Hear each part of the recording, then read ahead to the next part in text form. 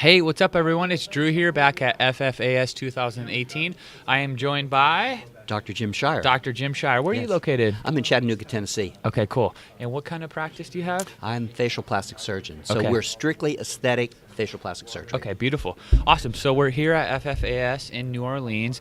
You're giving a couple presentations, correct? Yes, I am. You want to talk a little bit about those? Well, I'm giving a talk on facelifting and the importance of how preparation before anything is done is probably one of the more important steps. So many people get I guess, bogged down with Yeah. the ideas of what technique are they using or what surgical procedure is going to be done. Sure. But if your planning in the beginning isn't proper, it doesn't make any difference. Gotcha. Because you're starting off on the wrong thing. So, I love it, yeah.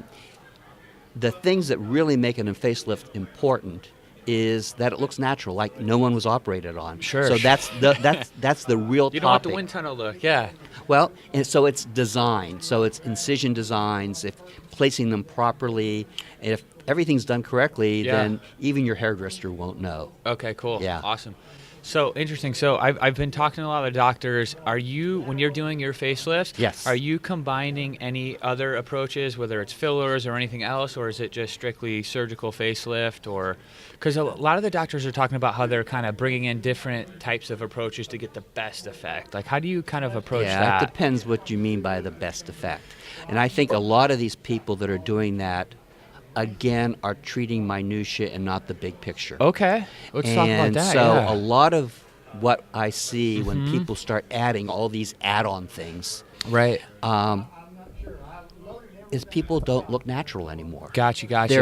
They're puffy. It's just too much. They're full. They're puffy. They don't look refreshed. Right, And that's right. what we're looking for. We're Okay. looking for Okay.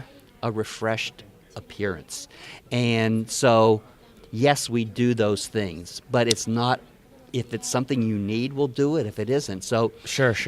that's Okay. that's the art of what we do. Yeah. It's not a cookbook. Right, So right. what I do for one person is not what we're doing for the next person. Gotcha. And so I think it's oversimplification when you talk about that. Okay. And I think too many people, again, get bogged down in, everybody's doing fillers here and fillers there. I got to do that now.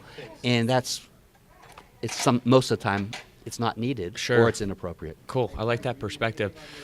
You're also giving a presentation on complications, right? Yes. Talk to me a little bit about that. I think it's important because, and I think that's one of the nice things about this meeting, is that it's a small enough meeting that we can talk to each other. And a lot of meetings are meetings where people have a presentation and they're basically bragging about what they're doing. Right. I'm just being honest. They're bragging. 100%. Yeah. And no one admits that anything ever goes wrong. Right. Or that they have a problem. But it does. Obviously, yeah. So it's critically important that you know what those problems are, Sure.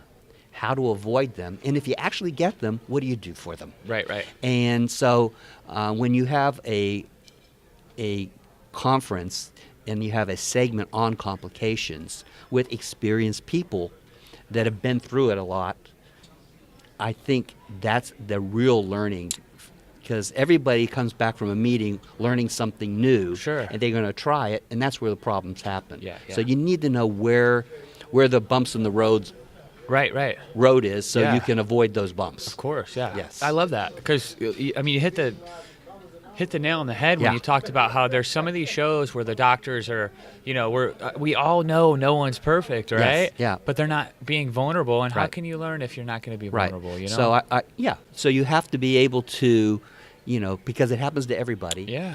Be forthright. Mm-hmm. And a lot of times you're going to say, "Hey, this happened. I don't know why it happened. Right. Does anyone here know what's going on?" Sure. So this is a good opportunity for a learning. Yeah. As a learning environment. Great. Yes. All right, last question. Sure. Tell me a little bit about your practice and what you specialize in, and Yeah. maybe some stuff you're looking forward to taking back to your patients that you've learned, from this show. Yeah. Well, I've been in practice a while. Okay. I think I'm going on 29 years. Nice. So Beautiful. It's comfortable right now. Yeah. I've gotten to that point where I'm comfortable because it's become simple. I simplify things because my primary goal is to make a patient happy. Because if they're happy, I'm going to be happy. And so when I go to a meeting, I'm not here to bring back the new greatest thing and try it out. I'm here to confirm what I'm doing is correct, and are there tweaks we can make to it? And so I'm at that point. I'm not at that early learning curve area. So Sure. Meetings are different for me now. Yeah, okay. And that's what's great about this, because it's a senior meeting, because a lot of people here are in my same situation, and they're Right. doing the same thing. Right, so right. so that's very good. Because my practice is facial plastic surgery, and I would say 90% of it is aesthetic Okay. in nature. Awesome.